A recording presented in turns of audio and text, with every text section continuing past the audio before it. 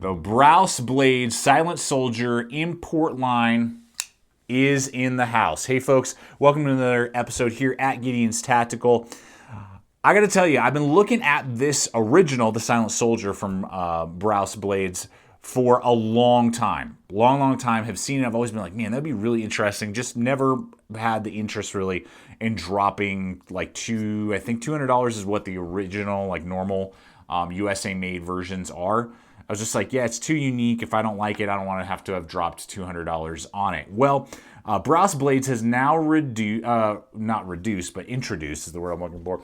Introduced an import line of some of their favorite and loved products, including this Silent Soldier. So now, those of you who like the designs but have a hard time either justifying or just in the budget dropping the amount of money on the US products, you can get almost the same fit and finish, almost the same quality in every way, for a fraction of the price, which I think is pretty sick. So I saw this drop over on Blade HQ, picked this guy up for $69.99, so $70. I will have links in the description below over to Blade HQ. Always helps us out when you guys support the channel. Literally helps me buy products just like this. I paid for this bad boy to get it over to us. Which is what we do with a lot of the gear and content that we do. So thank you for your support. Use those hyperlinks not only over to Blade HQ, Amazon, and Knock Around Sunglass Company. If you're looking for inexpensive sunglasses, check those guys out too. They rock and the family loves them. My son and my wife rock some knockarounds and my whole family and a couple buddies of mine. So check all those links below. But yeah, guys, so it's in the house. Is this just a gimmick? Is this for mall ninjas? Is this for every tactical soldier and somebody in the military and law enforcement? Is it just its own bag and you have to decide if it's for you? We're going to answer all those questions, dive into the import line of Brous Blades and the Silent Soldier design and whether or not it's going to be the right tool for you. So let's go ahead, hop over this tabletop and see what this knife can do. All right, let's get right into it, and I want to show you first off the action. Now, this has a really massive flipper. It's pretty big. It's pretty far back on the body of the knife versus, just kind of show you an example here. Here's a little Kershaw I'm working on. You can see how much closer to the end near the pivot. So this is quite a bit away from the pivot. So some people kind of tend to, when they do like a normal flip, even though I don't really have a problem with it, some people have complained that it doesn't quite, they can't get it to completely engage and swing all the way open. Mine does, not a problem. But you can also almost like push button this thing. If you just push directly down on the flipper, boom, it like punches itself out, which is awesome because it's on these bronze bushings. And hopefully you guys can kind of see in there. It's on these massive bronze bushings, which are really nice, super smooth, which has a really nice stop bar back here that it's going to hit. It's got that nice liner lock that works really well. It's hitting 100% on it, but probably hitting about 30% of the overall blade thickness because it is that pretty thick blade. And then it is easy because of where it's located for you to disengage. Now the flipper, because it's so large and where it's located, is going to bump right into your finger there. So then you are going to have to do a secondary move to then close it up. It's got a really good detent though. I mean, this thing is not coming out. And you really got to put a little bit of pressure on it to pop it out, but when it does, it just flies open, but a very strong detent. You can see there, wow, I almost have to use two hands. Really difficult. There you go. You can see it just suck in there. And then the centering on this guy is really well done. Dead center. I've been playing with this constantly since I got it because it is a really fun blade. Once you do get the kind of action down on how it works, it's a lot of fun just to open, close, and play with it. So for a liner lock, it's got a nice big thick liner lock, the type that I like.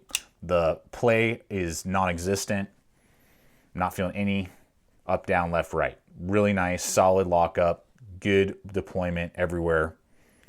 Really digging that a lot.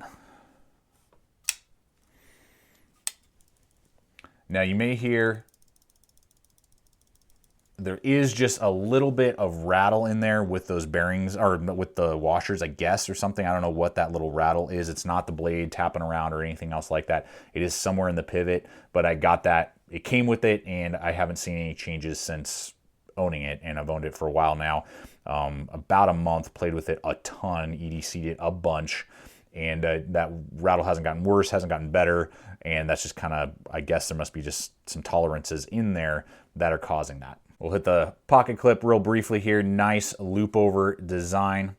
The screws are not really recessed, but the way the handle is designed, they are flush almost with the handle, so that is nice that you see that. But good loop over design there, and totally ambidextrous with the flipper. So this is a complete, you know, what's it called? Ambidextrous knife. Righties, lefties, you're gonna love it.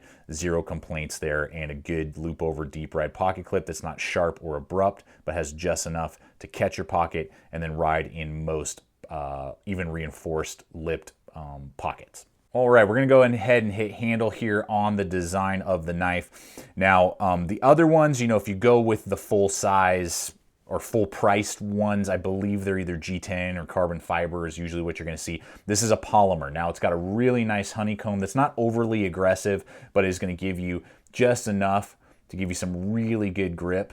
Got a nice, somewhat raised back jimped polymer centerpiece there.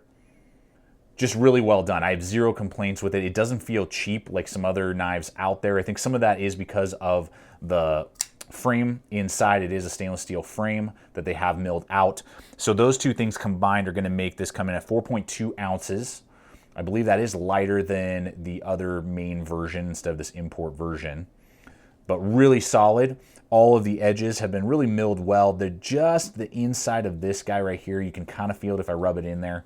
The edge is not sharp, but it is somewhat abrupt inside. But I mean, all of these edges have been nice and rounded and contoured. It does not give me any sort of hot spots. Now, when you close this guy up, you're looking at 3.875 inches from front to back and 0.6 on the overall thickness in that dimension. So just give you some perspective here. Here's a Leatherman Juice S2. So it's about the same length, just the Juice is actually a little bit shorter, and it's actually going to be even a little fatter than a Juice would be. The Juice is actually just a hair thinner than this, you know, pocket multi-tool. So, and then just to give you, what do I got around here? Here's a Kershaw Emerson blend knife import. You can just see there. I'm trying to line these up. There we go. So it is definitely thicker, a little bit shorter, beefier in your pocket, but I didn't really notice it. I carry this in the same pocket I have my full keychain and Leatherman tool, pocket Leatherman tool, and it wasn't bulky or like, oh my gosh, this is a big fat brick in my pocket. Didn't feel that way. It was balanced well. Now, with that length, when I hold it back here in my large size hands, all my fingers do rest on the blade, but my pinky is almost wanting to come off that back handle there. So I can grip it in this format, and that finger flipper in conjunction with that nice cutout there, I mean, this is absolutely locked in deep into place, so I can do thrusts, slash if I need to, and I do feel like I have total control, and some of that is because of how thick and beefy the handle is, so I do have complete control over it. Really nice jimping that you can see here. I'm going to try and show you guys. There we go. Has been jimped, and then a line down the center of it too, which is pretty sweet. It's not sharp, but definitely gives me a really good amount of traction there. So you can totally use the knife this way if you want to, just for some simple cutting tasks. I do have most real estate on there. Now it is designed with this 7/8 hole, so almost an inch hole here for your index finger to go through. That's the way the knife is designed to be used. You can use it back here for quick cuts or quick stabs, those type of things, but it's really designed to be locked in like this. So now the flipper locks in your middle finger, your index finger is right through that hole with plenty of room to spare there. It's not tight, and the edges aren't really sharp, didn't cause any major abruptness to me when I was using it. And then you have complete control over the knife, and you can see my finger, pinky is all the way back in here. So this is really where the grip is supposed to go with my large size hands. I got plenty of real estate. Feels very comfortable. Natural, I was kind of concerned, like, is this too far away or something? But it really felt good in the hand. I feel like I have total control over the knife to do a lot of different jobs and work in that capacity. And you can actually even, do some cuts, let go of the knife, manipulate different things like that, and then go back to cutting if you want. I kind of like that. That's kind of cool. You don't normally have the ability to do that with most pocket knives. Now, it is not designed to be kind of like a karambit. I thought maybe you could do it like a karambit style here. This feels extremely uncomfortable and weird.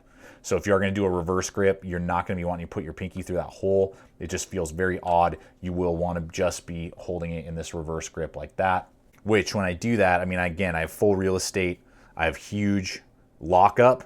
So again, I could stab, slash if I need to in that capacity. So the handle is very different, thicker, shorter than most, but the way the knife is designed, it's actually extremely usable and a lot of fun just because it's different. I mean, if you're watching this video, you are gravitating to this knife because it is different, because there is something different, unique, and it stands out to you. And I would say the way it stands out is pretty cool. It's very easy to manipulate the knife that way, and it feels natural in my hand. And you know, I gravitated to it. I was like, this is a pretty cool feel to the knife.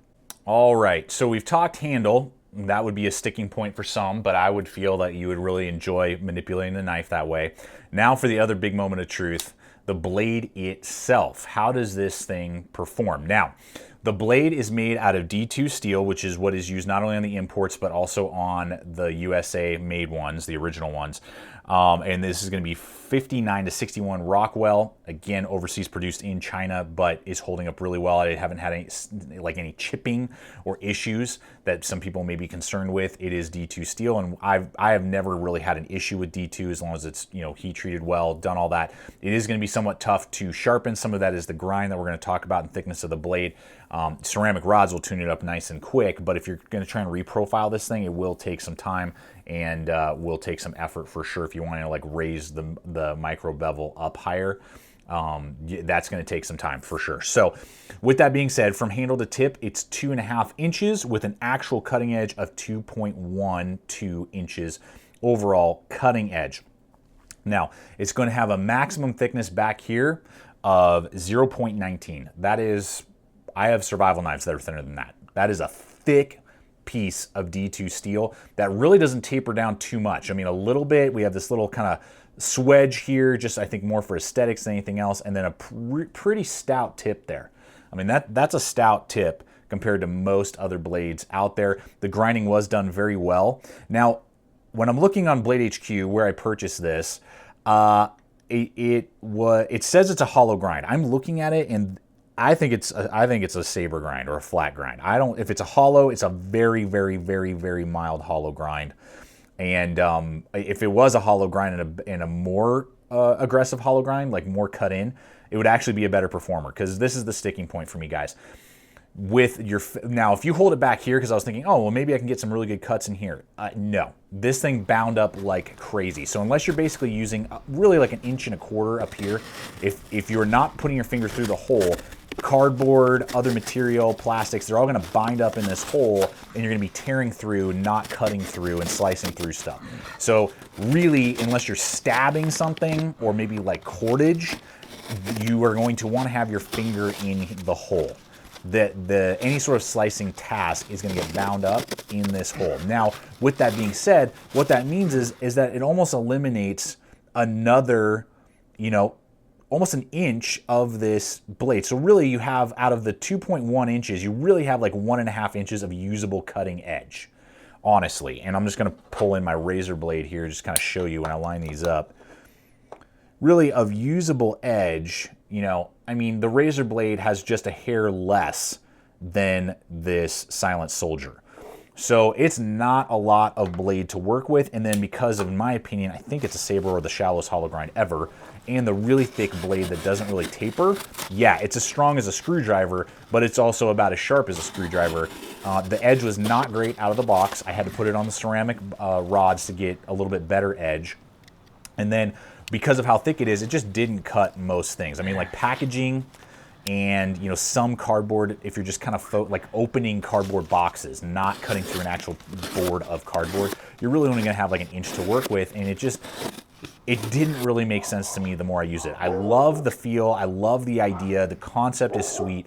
It's really connecting with me on every level. The deployment, the handle ergonomics, the feel, the style of it is just super cool. But the actual utility of the knife just doesn't make a lot of sense to me. So as a utility knife, I mean, this $12 to $10 Husky, lockback Husky, is going to be way more doable and actually cut and slice through material easier when you're talking about utility tasks on almost every level. It just makes more sense than this little guy, because you're really working with like this little bit right here. That's about all you got to work with, and even then, it's still super thick with a thick grind, and just makes it really just not. It just doesn't make a lot of sense on the utility side.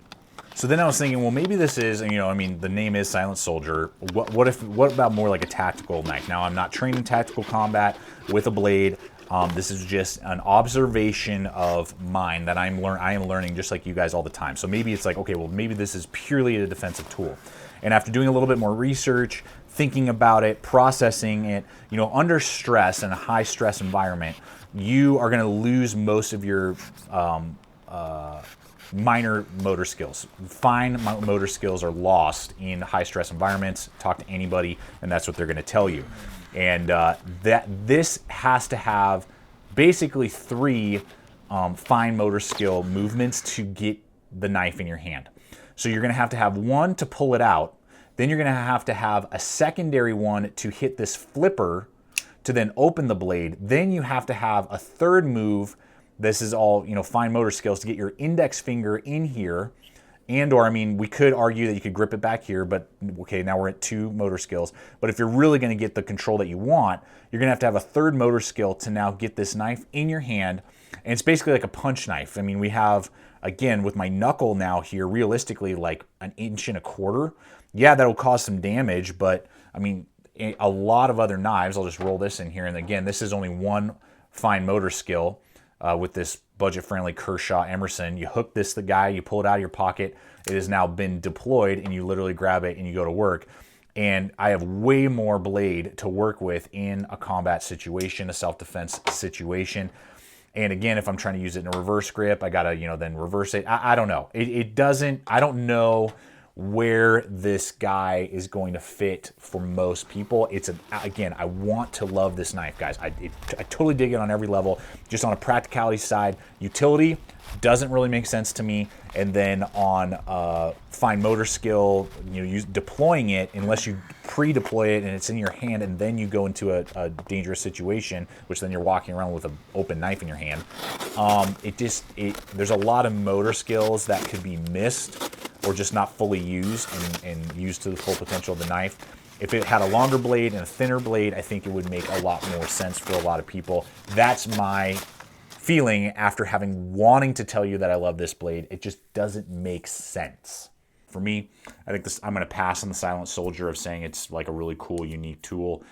It's cool, it's unique, but it's not really functional to me with most tasks that I can come up with. So thank you guys so much for coming over here today. I hope this video has been informative, helped you make the right decision on the Silent Soldier import line from Brous Blades and just the design overall, regardless if you go with full size or the regular.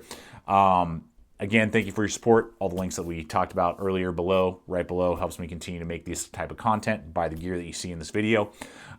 Check us out on Instagram, Facebook. Always a great way to see what else is up and coming. If you're not a current subscriber, I invite you to become part of the GT family. Throwing up videos like this every single week. Don't forget about the mailbag. Put your questions below, #mailbag. You might see it answered in an upcoming video. Try and think outside the box, guys, not just gear stuff. You know, fun stuff like who's my favorite founding father? You know, if I could live in any, you know, century, what would it be? You know, different. Just let's get outside the box a little bit on the mailbag questions. Don't forget about the Gideon's Tactical Show every Saturday, where it's a very different format. It's not really gear reviews. It's fun. It's entertaining. And it's, you know, completely different. We do have a playlist for that now. And finally, guys, always remember, stay equipped, stay prepared. See you out there.